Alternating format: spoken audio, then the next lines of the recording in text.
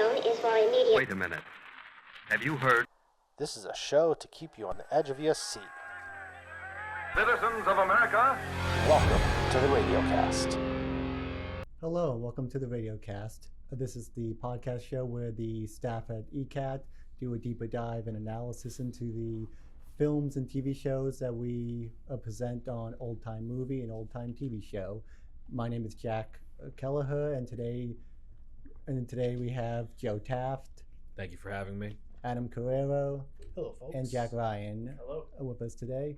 And today we're here to talk about our old-time movie, Carnival of Souls, and our old-time TV show, The Veil. And let's start with the old-time film, Carnival of Souls.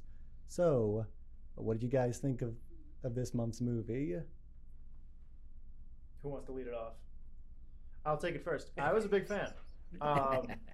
I like the horror aspect and the mystery aspect, especially in like old horror in movies, old horror movies, old mystery movies where you're trying to figure out what's going on. I liked a lot of the tropes. I definitely was interested in what was happening, and then we have a little twist ending at the end, if you want to call it a twist ending, but I don't want to be a spoiler here and say that I kind of knew it from the beginning opening sequence where she falls off in the car crash, but I was into it the whole time. It was a quick watch, only 84 minutes, and one of my favorite movies that we've probably watched here. Yeah, I liked it. It left me more like wanting the storyline to go longer, because there's definitely questions between the history of the park and then trying to connect the two locations, because you found out that she never left the first location, but she interacted people in the second location. But I liked also like when she was playing the organ music, it wasn't like you think of organ music, you think churches, like uplifting songs, and it was still that horror type thrill of music. So it played into the movie too, even though she was like playing the music for it. Yeah, it was kind of funny how she got fired from her job for like playing the devil music or something like that. But it seemed as though during that scene that she wasn't even really aware of like the music that she was playing. Like she was playing with her feet, and she seemed to be very surprised by this. But I'd say overall in general, I was definitely into it. I thought it was an intriguing movie, especially for the circumstances and the time that it came out in 1962, and only a budget of $30,000 to $40,000. Very, very cheap, very, very effective. There are definitely some questions I still have about the plot, but I think that it's a movie that leaving some things unanswered I think is okay, and kind of makes you maybe want to watch it again, some things like that. But overall I have a lot of thoughts, so I'm excited to really get into it. Yeah, this is a movie I've been wanting to have on the show for a while now. I saw it a few years ago for the first time, and I really liked it. So when we first started doing this show and I saw that Carnival of Souls was in the public domain, I definitely wanted to talk about it at some points, and I'm glad we finally got the chance to do so. And kind of an interesting like behind the scenes story of how this film got made. The director, Herc Harvey, who, by the way, he's also the actor who plays the lead ghoul. That's right. The man who's following our main character. That was the director of the film. Yes. Okay. What inspired him to make this movie is before this, his only experience in filmmaking was he made industrial and educational like commercials and films for companies.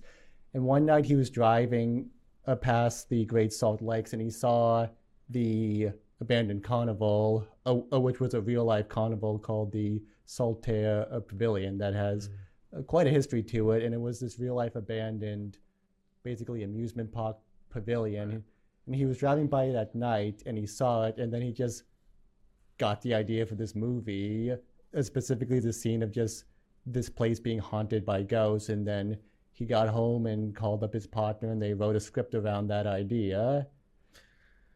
That is very interesting, considering, I mean, nowadays, if you tried to put together like a set like that, like a carnival that is all dilapidated and aged, and that would cost probably about as much as this movie cost to be made. So the use of a real practical set, I always appreciate, and I thought that was really beautiful in a weird horror-y kind of way. No, and the fact that it's a practical set, like I did not know that, and it was one of my favorite things about the movie was the set when you're either inside the carnival, like I liked with the people dancing around, it's ominous, it's dark, things are kind of falling apart. But even when she's like driving by it and asking about it, like it had a weird ominous feeling, like it was big and you wanted to know more about it. Like I really liked everything that whole thing brought to the film, but I didn't know it was all practical set and real thing. So that's pretty cool. Yeah, it kind of reminded me of Coney Island. So I thought they just built the set like that to like resemble that kind of feel.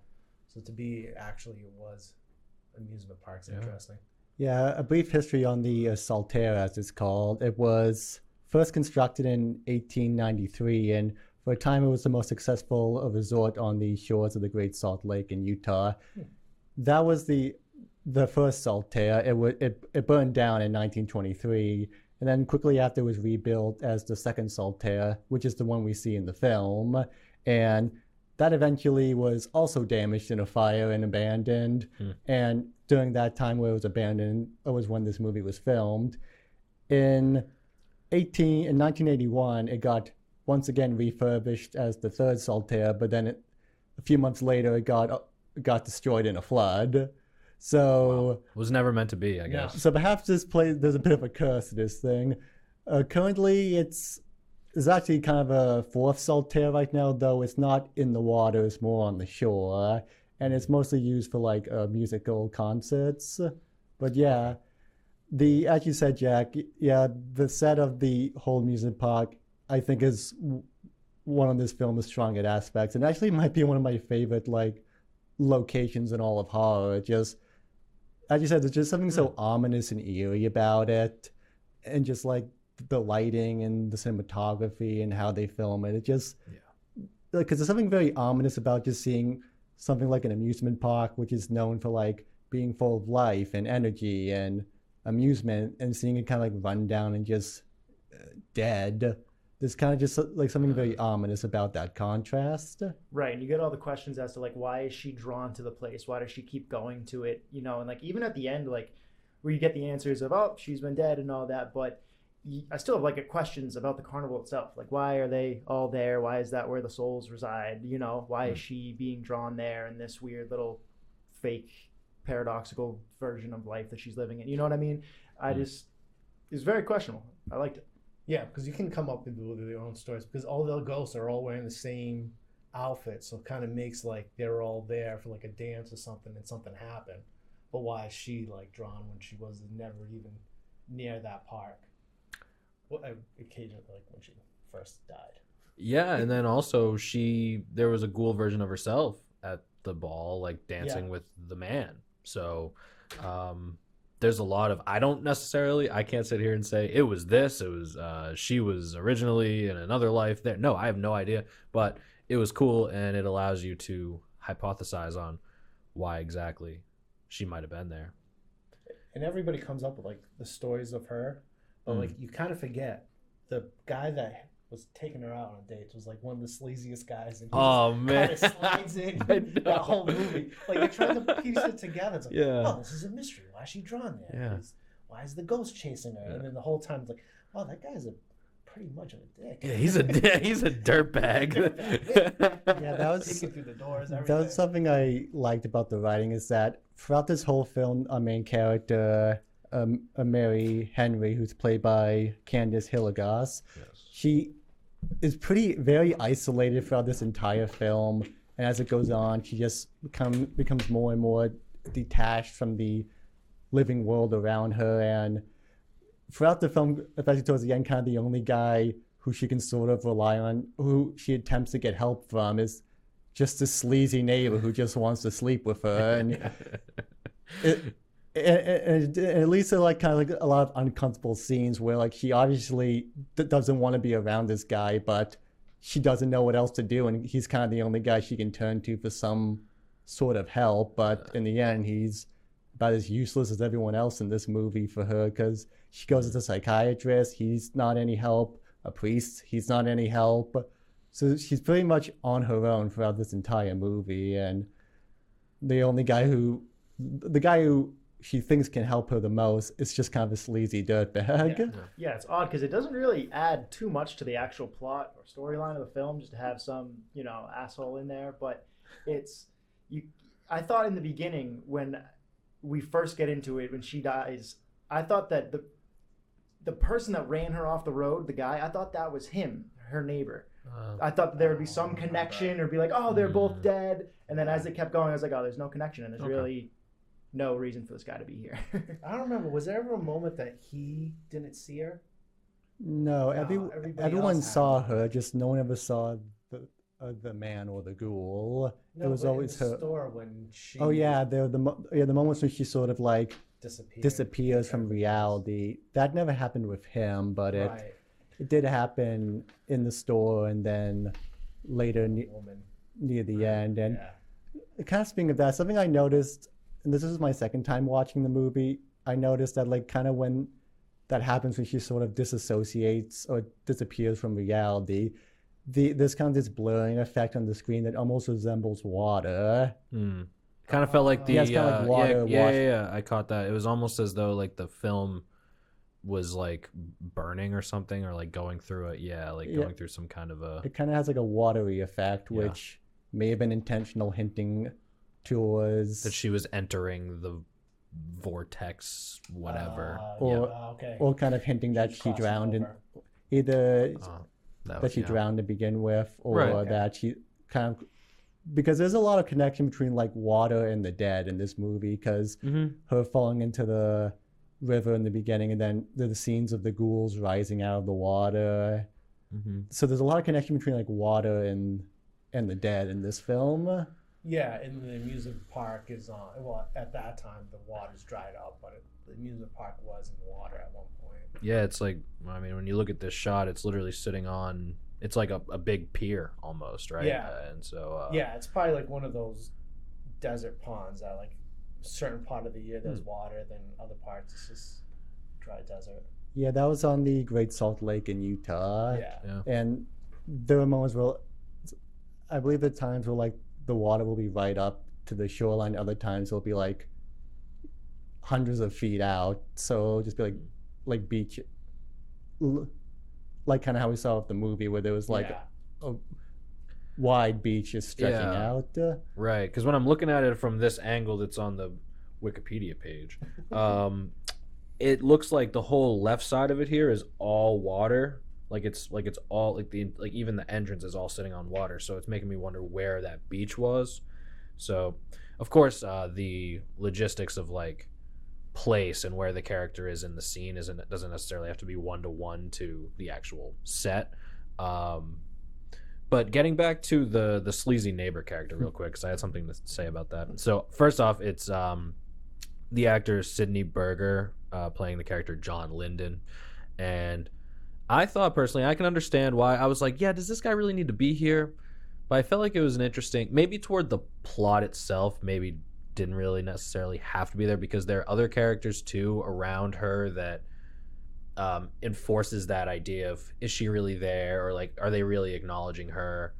But I feel like with his involvement, it hits toward a sense of like, I just think it's an interesting case study into loneliness and what people will do when they don't feel seen, or by the world in general, or they're dealing with something like grief, or seeing a creepy guy outside your window that isn't actually there.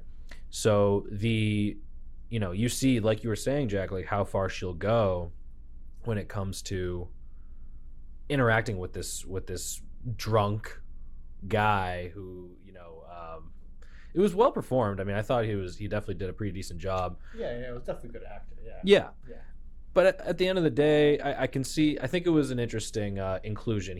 And again, like, he didn't necessarily end up, the big reveal didn't involve him, and like he was more so like a means of just exploring Mary's character a little bit more. Getting back to the pavilion though, I mean, there was some gorgeous cinematography throughout in that area. For example, the shot where she walks up to like the patio kind of, and the water is on the horizon. She's like a silhouette. Beautiful, really, really well done. That whole sequence with the ghouls, I guess it's really the best thing you could call them, is ghouls coming out of the water. When you realize there's more than one, it starts to, I guess, at least in my mind, like make me think, okay, there's more to this than just she's seeing some guy around, if there's multiple of them. But also, what is the connection with this one ghoul and her, because he's showing up at the church and he's showing up at in her room, outside her window. But then yeah, there's just a lot of during that sequence specifically was, I think, when I started to ask more questions about really what was going on.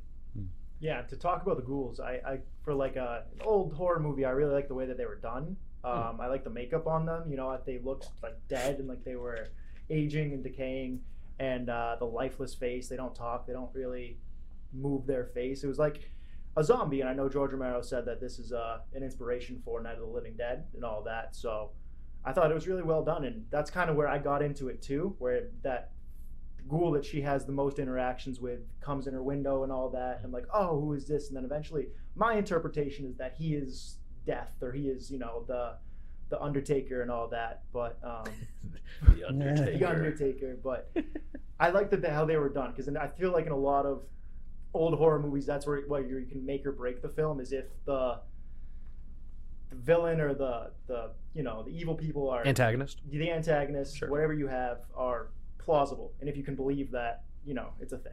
So Sure. I liked it. I thought they believed Fair. it, and they brought me into the movie. Yeah, a lot of people's interpretation when it comes to the ghouls is that they are the dead who are trying to essentially reclaim her, like reclaim Mary, who wasn't supposed to have survived that car crash.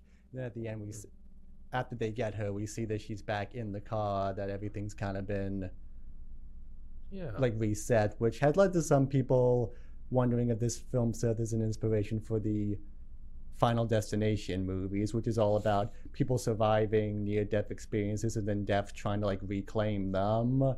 It's funny you say that, because I thought about that initially, where she got driven off the bridge. That's the first movie I had in mind. I was like, oh, that's kind of like Final Destination, like she's bound to die, or you know what I mean? Yeah, it's funny. Yeah, and also speaking of this film's inspirations, you mentioned George Romero and Night of the Living Dead.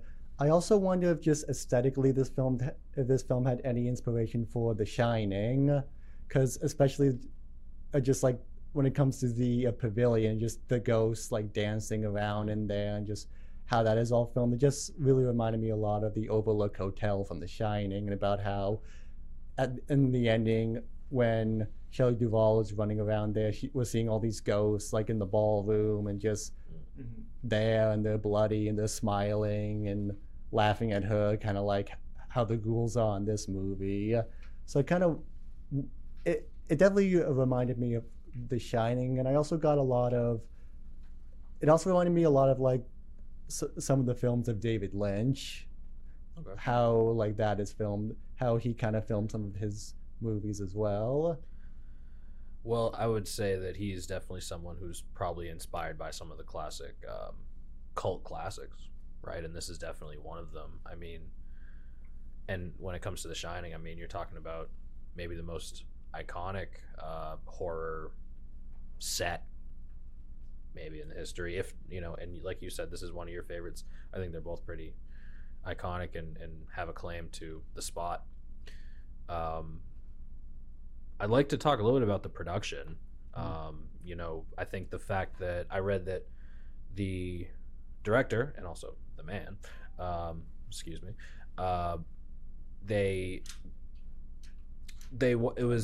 he was going around asking for $500 from different businessmen to accumulate the money that they raised to make the movie, and they shot in kind of a guerrilla way. And I think that I mean, for 1962, sometimes you have to take these things into consideration, right? I feel like if you watch a movie and you know nothing about the way that it was made, you can kind of just judge it upon what you watched. But then if you have the background context of what it took to get it made and how they made it and what went into putting it together, I think that it can go a long way. And certainly this one I think is worth noting. No, I think you already said it. What was the budget? Like 30 grand? Yeah, Right. I think which 33. today is, I think I saw like 300,000 or something like that, which imagine making a movie for 300,000 today, you know, that Yeah. lasts for 50, 60 years and we're still watching it. Yeah. So yeah, it is impressive.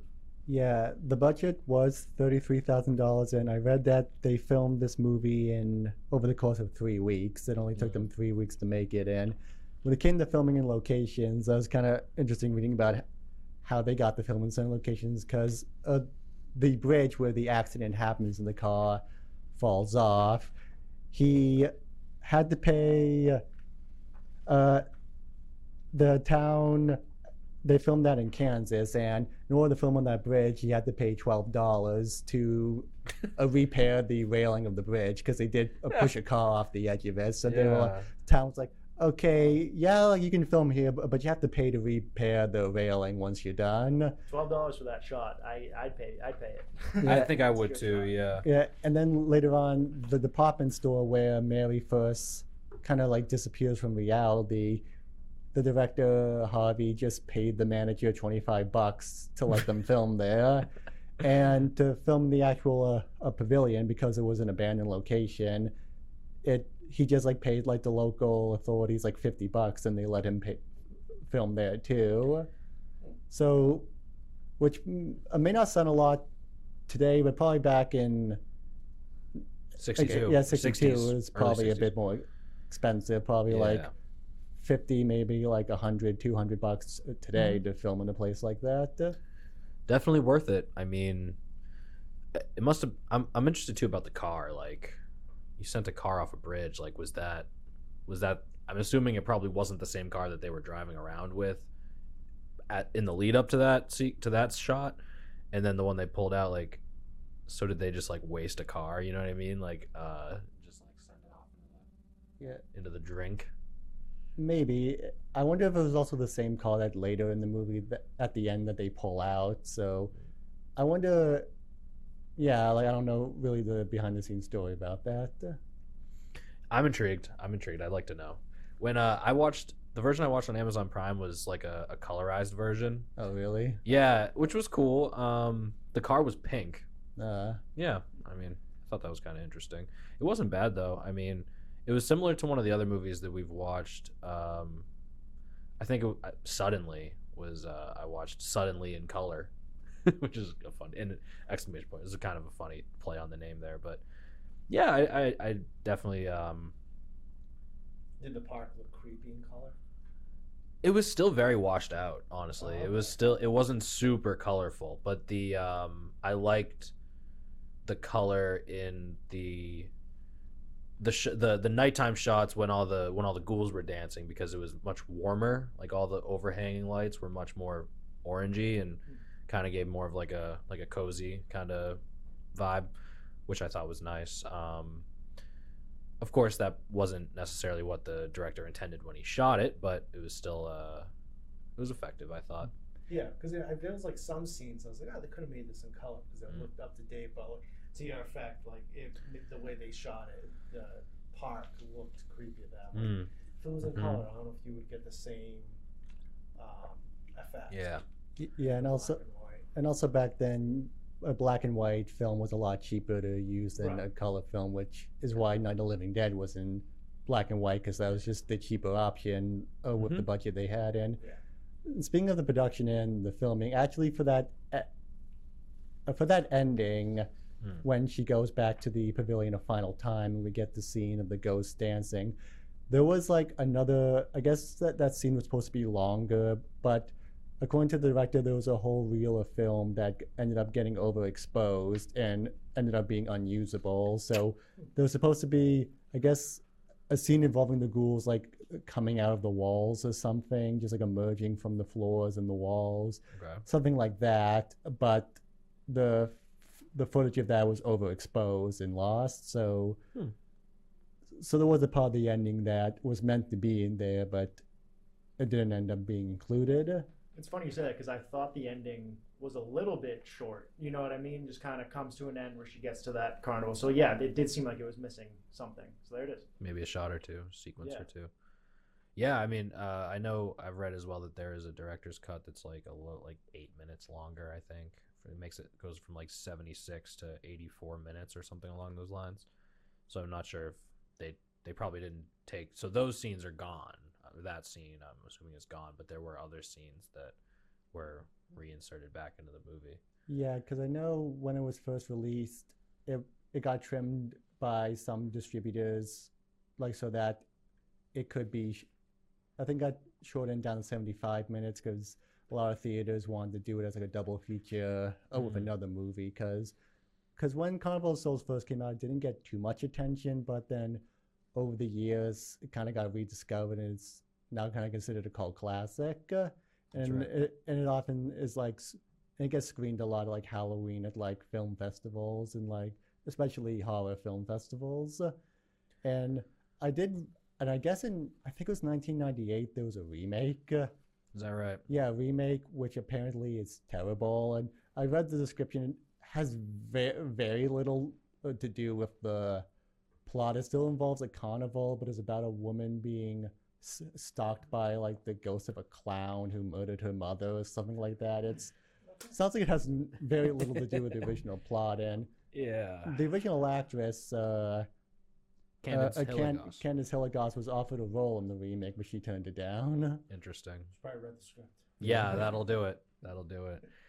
Yeah, I mean, I think that, as we're pushing toward the 30-minute mark, we usually do have a bit of a, I guess, a segment near the end of these podcasts where we talk about if, even though they're not always, we tend to give them crap regardless to how everything gets remade nowadays, but like, would it, we talked about if Mr. Ed would survive like a modern day remake, or if it would hold up well. And I mean, and just the idea of, does it hold up well? I mean, this movie is definitely effective still today in 2024 for people who enjoy not only cinema but horror cinema and kind of getting back to the basics. And but yeah, I think that remaking a movie like this just isn't really necessary, and maybe not in good taste because of just the way that it was made and what it took to make this movie for the money that it it was cheap, not necessarily for then, but still for a movie it's low budget guerrilla filmmaking. And like, to make something that was, unless you're gonna remake it in your backyard with like your phone because that's all you got, which I think that's more in line with like the original intent of the filmmaker, is to make what you can with what you have versus like making like a massive production to try and capitalize on like the fandom of the movie. Maybe like a sequel. Can we do a prequel about the carnival? That might be interesting. Right? What happened at the carnival? Yeah. Something must have happened there. But I don't know Yeah. if like nowadays with like a lot of the horror movies that tend to be more gruesome in that, so I don't think True. you would get the same dramatic pull like as this movie. I think they would try to be like, yes, all the people on the dance floor died, but it wasn't from a flood. It was one of them went crazy. The main person went crazy and poisoned him, and stabbed him, Ooh. and it'd be like. It still sounds like the Saw or something. still sounds like a movie I'd watch, but it probably wouldn't be on the same level of of this. You know what I mean? This is something that is really effective from just a cinema lens of a fan, of somebody who enjoys movies, old movies, good movies, and other than just being like kind of a cheap but fun horror movie. Yeah. Yeah, I agree. I do believe a remake of this film would be unnecessary because, yeah, it's kind of like no real need to remake it. Well, with other films, a remake can kind of like improve upon certain aspects of it. I feel like this film, there's no real need to make a remake unless you want to like explore some of the questions that, as you said, were left unanswered. But I think kind of part of that mystery is, and those unanswered questions, kind of like part of the film's charm, because definitely is a film that emphasizes atmosphere and cinematography and the ambiance over the plot, which I think is the idea, which we kind of do have films like that now, horror films like that nowadays, especially kind of the horror films we get out of A24, where the plot is often kind of loose, but is more about the feeling of dread, the atmosphere, and the sort of feeling that the film creates in its viewers, like films like The Lighthouse or The Witch, and even recent films like Long Legs, which isn't A24, it's a neon, but has a similar vibe of like atmosphere over plot.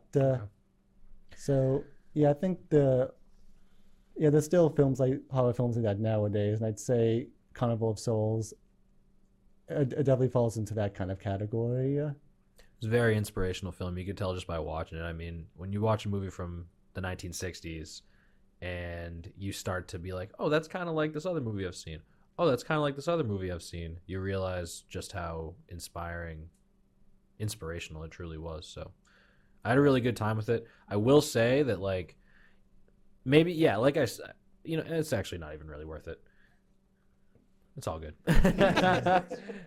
Well, because my dad kind of, you guys had talked about it when we were making The Innkeeper. You guys had talked, and I think Ben as well. Like, you guys were talking about Carnival of Souls a lot, and I was under the impression that it was like masterpiece, like absolutely, like, you know what I mean. So I kind of went in with like really high expectations, and I wouldn't say that they didn't really meet them. Like, once I learned, like, okay, like $30,000, like cult classic, low budget guerrilla filmmaking movie from the 60s, it's like it kind of brings me back where I'm like, okay, like you can have a masterpiece. Of course, it's all subjective, but like with those circumstances, but also there was enough there, or like enough not there, for me to be like, okay, like I don't think it was that, like, oh my god, like that's like one of the craziest movies I've ever seen. Like, it was definitely a journey, it was a trip, but I wasn't like mind blown. Maybe I'm like a Debbie Downer here for that, but no, I mean, I thought it was awesome. I thought it was really solid, but I wouldn't say it was like the greatest old horror movie I've ever seen. I would still give that to Night of the Living Dead, which I do think is a masterpiece. Yeah, I kind of agree on that too. Now, we're kind of getting to halfway point, so I think it's time to start talking about our old-time TV show, The Veil, which was a film that most people... A show. Sorry. No, you're good. A show that most people listening or have seen it have probably never heard of, or much less seen, because this was a TV show that never actually aired. They filmed 12 episodes, but then never actually put it on broadcast. Which is interesting.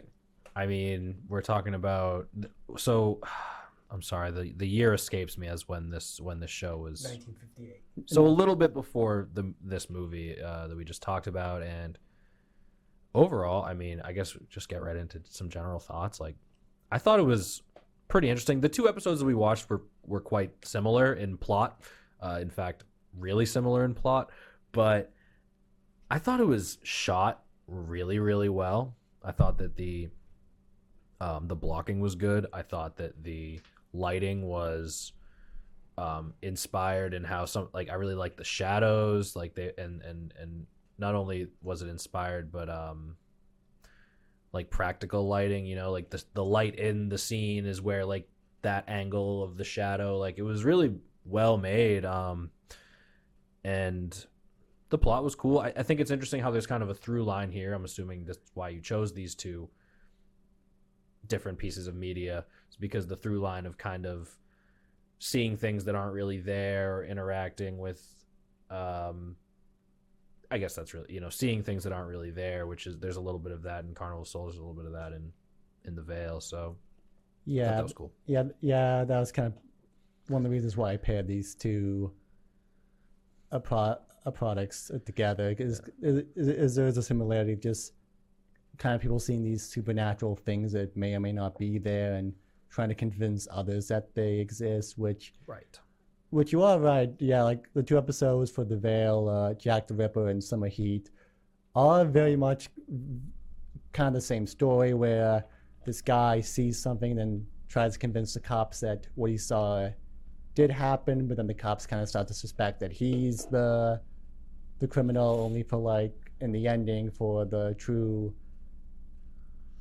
guilty party to be revealed, which is kind of actually a little funny that these two have very similar plots, because the episode Jack the Ripper, you may notice that the host of the show, Boris Karloff, he had a small role in Summer Heat, but he was not in Jack the Ripper. That was because Jack the Ripper was actually made by a different studio in England, but it was made to be part of a separate show, but it was actually purchased by the studio that made The Veil, Hal Roach Studios, to be like an extra episode.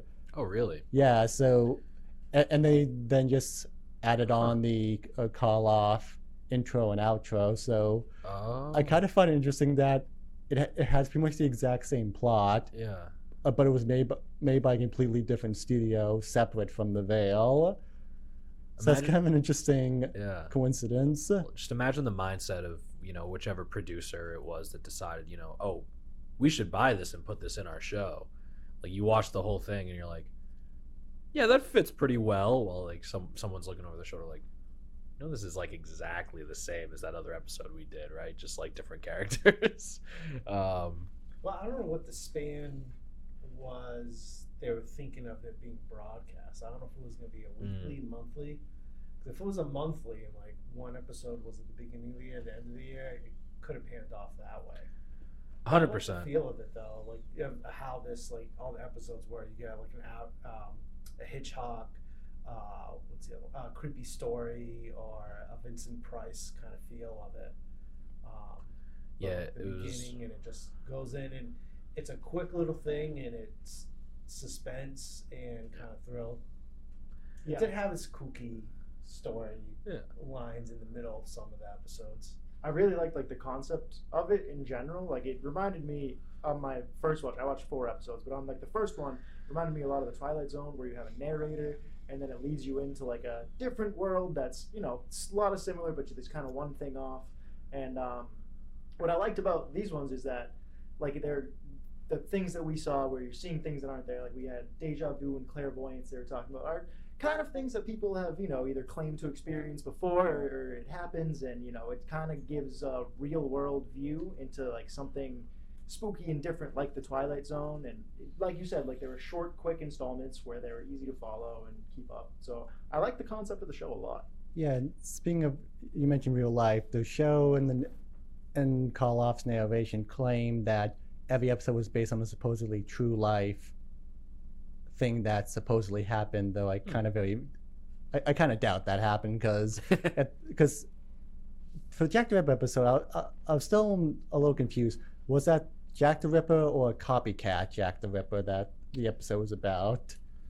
Because based on just the setting, it seems a little too modern to be the original Jack the Ripper. So I was a little confused over whether or not this was just a copycat killer, because if this episode was based on a true event of a copycat Jack the Ripper, I feel like we would have heard about that. So I think the show, the quote unquote based on a true event, is kind of more of like a gimmick than an actual true fact. Oh, I see what you mean. Like maybe they went from, they got the Jack the Ripper tale, and they're like, we're gonna do our take on it. Yeah. Yeah, maybe it was like Jake the Ripper. Either that, or like the guy did premonition like all this murders, and they're like, we'll just tie in Jack the Ripper because everybody knows Jack the Ripper. Right. That could have been it too. Between the 2 episodes, you come to realize that police do not follow premonitions, fortune tellers. All the cops hate that. I don't blame him. If you went to the police and said a murder that happened and you have no way to know any of the information, I'd probably book you too. Between Jack the Ripper be like, oh yeah, look at this and this. She does this. This one does this. This one does this. Yeah. And then Summer Heat, they were like, no, he killed it. How do you mean? He took all the furniture out. He put this in. We came in 3 hours. He came back and put all the furniture there. Well, yeah, they were convinced that he all the furniture by himself. Right, or no, they thought that he told them what he was going to do before he did it. Like in that, so I mean, he was like, across the street, he killed her, and then they went over and there's no furniture. They're like, oh, that's weird. And then when the murder does happen, they're like, so have you ever heard of a criminal like telling the cops about what he did before he did it? And they're like, yeah, it happens all the time. Yeah, okay, that's probably what happened. Well, to be fair, if that had happened, he's kind of your most likely suspect. 100%. If like I would agree. if a guy told you, hey, this crime is going to happen exactly like this, then it happens exactly like that, Right. he kind of is the obvious suspect. Though something I did kind of find a bit interesting and kind of I was a bit relieved by is that usually with stories like that, the whole plot is just everyone thinks the guy's crazy and he spends the whole time trying to prove he's right. But for the most part, most of the characters kind of believe him. Like the doctor, who is played by Karloff, the psychiatrist who the police bring him to, I believes he's telling the truth, but he just can't explain how it's true. And even then, like the younger police detective, when they find the body, when the murder actually happens, kind of believes him, while the older detective is like, no, it has to be him. Like, what other explanation is there? So I kind of did find that a bit interesting, that it didn't go the usual route of just the whole episode is just the guy trying to prove himself that he's not crazy, when there were a few people on his side. They just couldn't explain it. For both episodes, I kind of had the feeling, and I was wrong, but that the main character would end up being the murderer, and then the twist would be that, you know, he doesn't remember it for some reason, or was possessed, or did this or whatever. That's what I thought Jack the Ripper was. Right. Yeah. So it was like I was a little bit shocked when I find out that it was just like they're both just telling the truth. but Summer, I couldn't see, was he constantly with the doctor the whole time span, or did he go in and out of the office? I think they mentioned that, well, when the murder actually happens of the woman across the street, he had just been released from For the 3 hours. Yeah, for 3 hours. So, like, with the cop, it's like my point. Like, they went into an empty apartment. Mm-hmm. He was with the doctor the whole time, but somehow that apartment got fully furnished. Well, yeah. Right. Well, what happened? Well, what happened is they moved in when he initially claimed to see this woman being murdered across the street. The apartment was empty; no one lived there. And then, when he kept insisting that no, what I saw was real, there's this criminal out there, you got to catch him. The police were like, okay, this guy's crazy. So they brought him to that asylum. Then I believe it said like a few days went by, Okay. and during that time span, the blonde woman moved into the apartment. Right, but I didn't know And if the cops knew that. I don't think the cops knew that. Okay. Because later when they get the call like, hey, a murder happened at this place, they're like, wait, can you say that address again? Mhm. And they're like, oh crap, this is what the guy said was going to happen. So it's kind of like, in that span of those few days while he was with the doctor, the woman moved in. But then it was then the murder happened during the 3 hours after he had left. So that's why they were kind of suspecting he might have had something to do with it. Yeah, he definitely had enough time, like that 3 hours, to, if he was the killer, to actually kill her. But the whole thing of like moving in, it's like none of the cops are like, wait, how did he know this woman was going to move in, and like all the backstory of that one. They were just like, nope, he did it. Yeah, I think the partner, the younger one who's a bit more believing, kind of questions that with the older detective. Is just like, hey, the older detective is like, hey, this is the only thing that makes sense, so unless you prove me otherwise, this is what I'm going with. And then once the the character who name I believe is Edward, is kind of able to give them a proof. They're like, no, there is actually this criminal. He's able to identify who the burglar and murderer was. That's kind of when they start to actually believe him. Cauliflower ear. Yeah, which is that, I will say, yeah, the makeup on that guy's ear was very ugly looking. Yeah, I'm like, that's, Yeah. I'm like, if you have an if your ear looks like that, you should probably see a doctor. Between that and the teeth marks. The teeth marks were like perfect teeth marks. They were huge. Yeah. Big bruise. Yeah. Oh, She you took a chunk out of maybe it. 2 bites. Yeah, maybe what he saw the first time was real.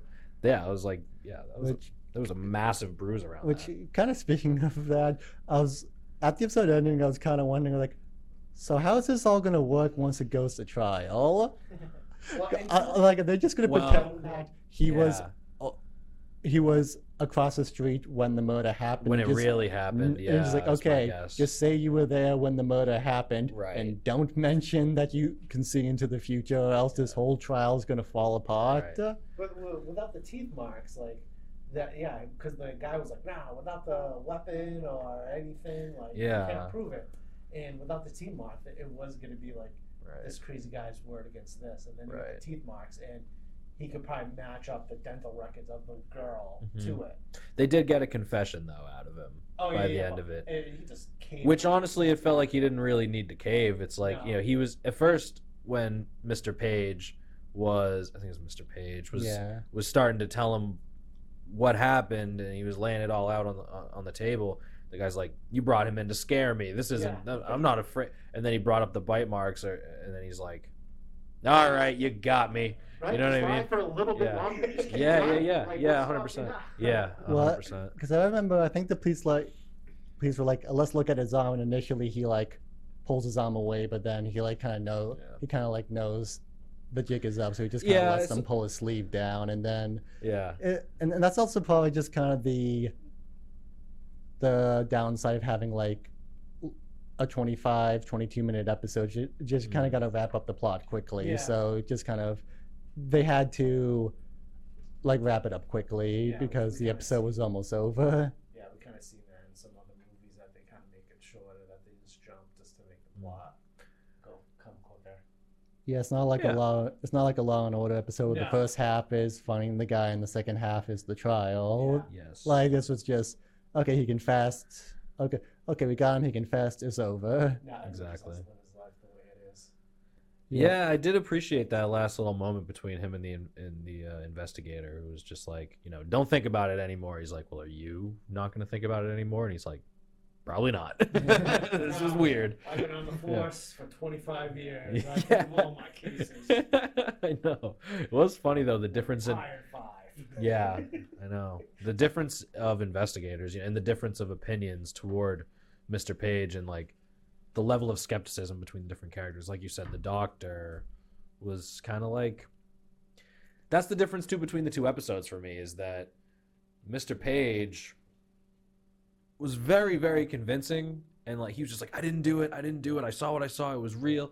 While in the other one, the guy's like kind of creepy in the way that he's like selling what he's seeing, because he has like this premonition. It's similar to what like a A clairvoyant. yeah, or Which like I believe he is a clairvoyant in the episode. They mentioned that. yeah, And also, it probably didn't help his case that when he goes in to tell the police what he saw, there's all these other people who were like, no, here's what I saw. There were a bunch of other like people claiming to have seen something who were already there, and he kind of like is a bit disgusted by that because he actually did see something, and here are all these people who are pretending to see something, just looking for the 15 minutes of fame. yeah, Also, something I kind of did find interesting about the episode is that the character, the clairvoyant, who's, I believe his name is Winston, he's at first very hesitant to go to the police. It was actually his wife who convinces him to go. And then later, but it's only kind of when he sees all these people who are obviously faking having seen something, that's kind of when he gets a bit more invested in it. And then he has the second vision, so he's like, okay, this is for real, I have to go do something. Yeah. And then later on, when they're on the bus and he kind of senses that the killer's nearby, his wife's like, we gotta go after him. He's like, what are you talking about?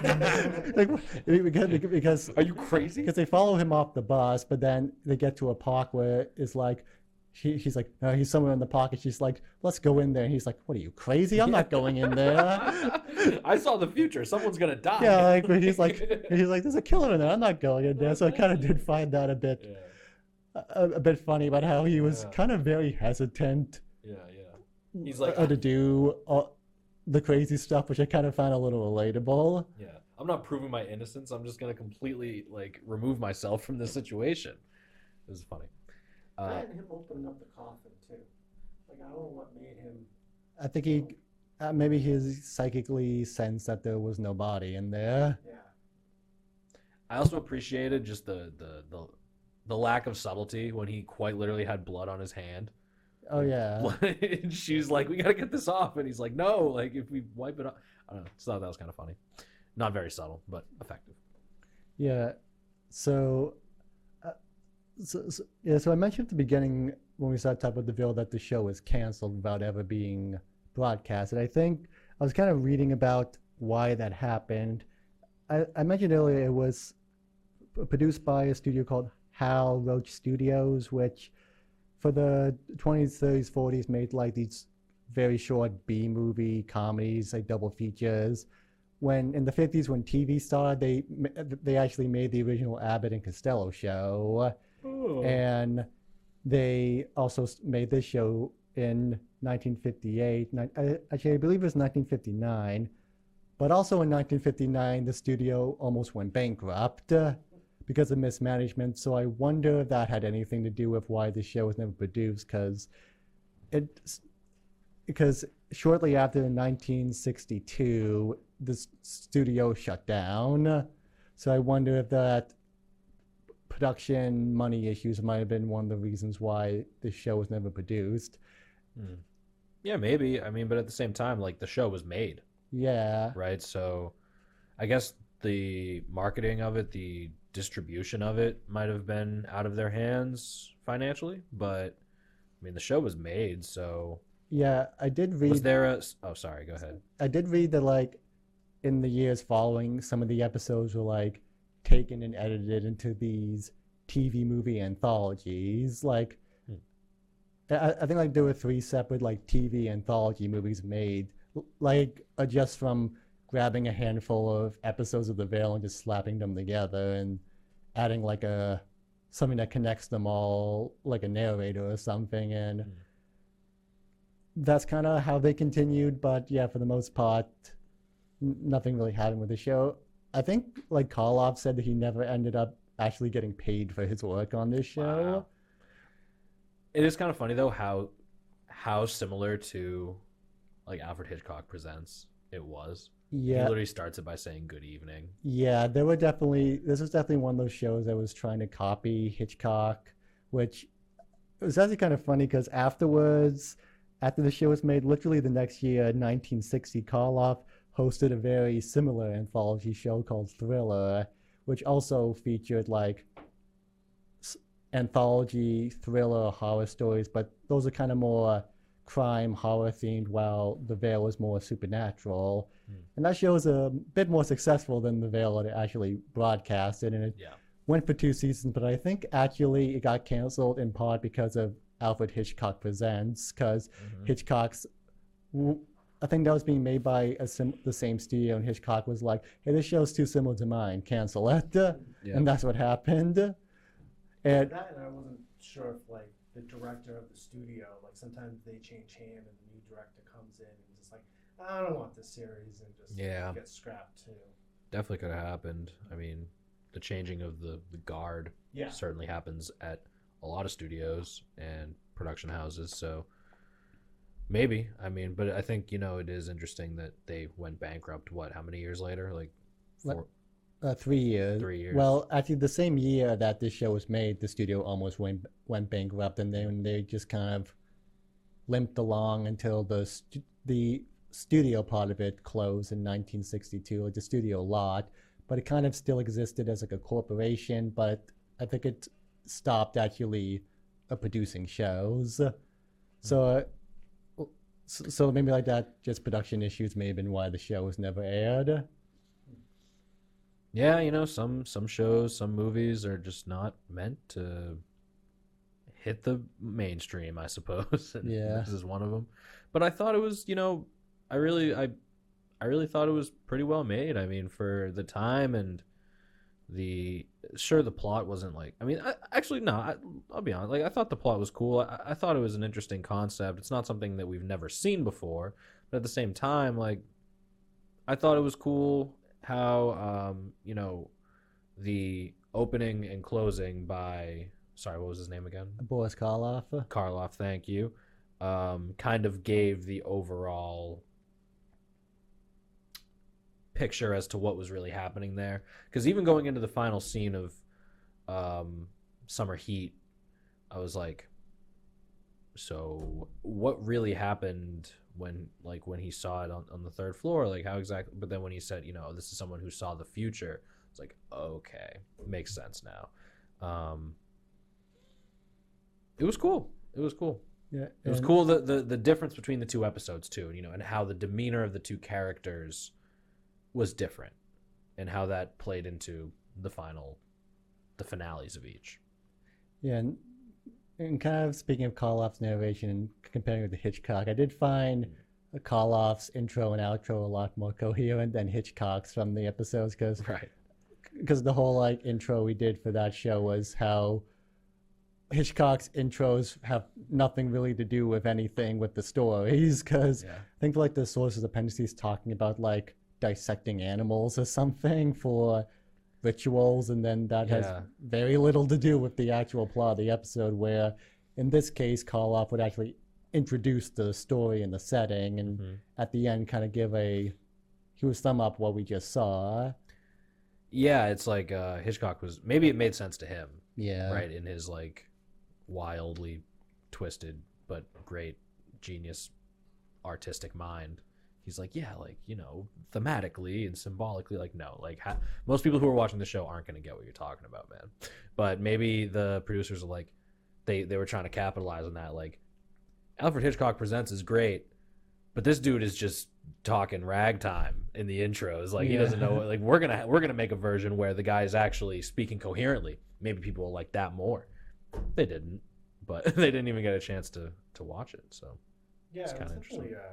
a good show. I feel like, because back in this time there was like only 3 stations, but I think nowadays like Hitchcock series would probably be like on like an ABC, and then you would get this version on FX. The CW, no. CW. It'll be on a lower style just Yeah, to get yeah. it, but it's definitely a good quality. Yeah.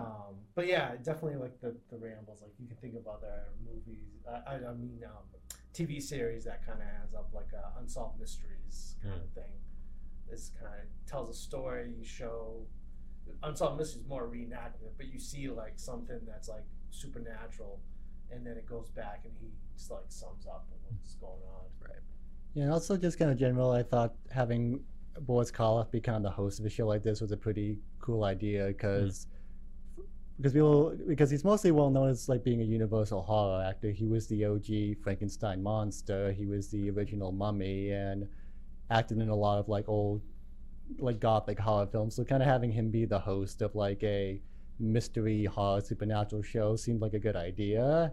Some kinds of, and yeah, after this he did get another shot at hosting a show like this literally the next year. So Oh, really? yeah, that show a thriller that I just mentioned. Oh, right. Okay. So kind of so at least hopefully he got paid for that one. Yeah, true. He fit the bill, right? I mean, it's because he has the experience, like you said, but then also him in that state, like as an older man, and like in the 3-piece suit and like the comb over. It's like, all right, like this guy it's believable that he's gonna be the one that's telling us what this story's all about and what's going on. Not that it has to be believable per se, but it fit the vibe of the show, which I thought was cool. And I think we've talked about before that, like, you don't really see anthologies like that really anymore nowadays, and I think that they should bring them back. I mean, I think that there's some cool, most of the shows that we get nowadays are like a series, and instead of that's all connected throughout, instead of a show that is doing different things, completely different things throughout the entire season. And I think that there's maybe still a place for it, at least creatively. Like, why not try and switch things up, Yeah, I think the most recent ones I can think of why am I blanking on the name? I know we've talked about American Horror Story. Yeah, a little American bit, Horror Story. but there's at least still and- like a through line of the plot there. Instead of, I mean, they've done a lot of different seasons, but Black Mirror's a good Black anthology. Mirror. there it is. That's the one I was yeah. trying to Yeah. think of. And See, that's the thing. It's super popular. People really, really like Black Mirror. So, not that people need to, or that studios should completely copy what's happening there, like they did with Hitchcock and this. But there's definitely room to do other anthology series. I mean, true crime show, or not true crime shows, but shows like FBI or CIS. Like, technically, it's kind of an anthology. It has the same characters, but they're always doing different cases, and there isn't like a through line of the whole season necessarily. yeah. But that's my thought on that. Well, looking at the time, I think we're kind of getting close to the end, so probably going to wrap this up. I think we had a good talk about the movie and show. So, if Oh yeah, so if you haven't already, please like and subscribe to our podcast and on whatever platform you're watching this, and stay tuned for our next episode. Thank you. Thank you, guys.